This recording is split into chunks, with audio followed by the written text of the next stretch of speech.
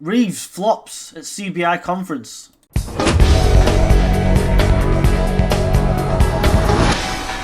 Normally, I'm not a massive fan of the CBI. I think they're a load of smacked asses who always want their own way. However, you can't deny their power. The CBI is the Confederation of British Industry.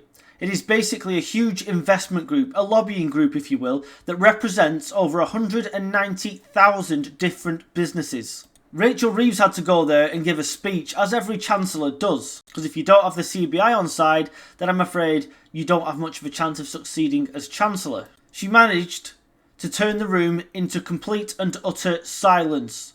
Those that were there didn't even pay attention to what she was saying.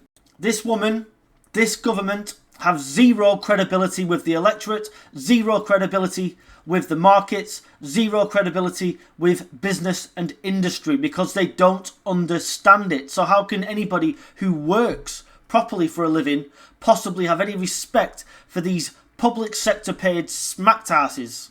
She came out and said, we won't have to do a budget like this again. She came out and said that they won't raise taxes again during this parliament. The problem is, nobody believes them. They said all this in the run-up to the last election and then made up a 22 billion black hole. But we know where that's gone. They've spent it all. That's where the 22 billion black hole came from. They've spent that much just on this crappy make-believe carbon capture stuff. So don't try and tell us that it was the Tories that did all this, when it was you yourselves that created not just a 22 billion black hole, but a hell of a lot more than that, borrowing £17.5 billion in 1 month. It's amazing she's even got the brass neck to sit in front of the CBI. Because I tell you what, if it was a room full of members of the public who are being hit by Labour's manifesto of lies, then you wouldn't see her ass for dust.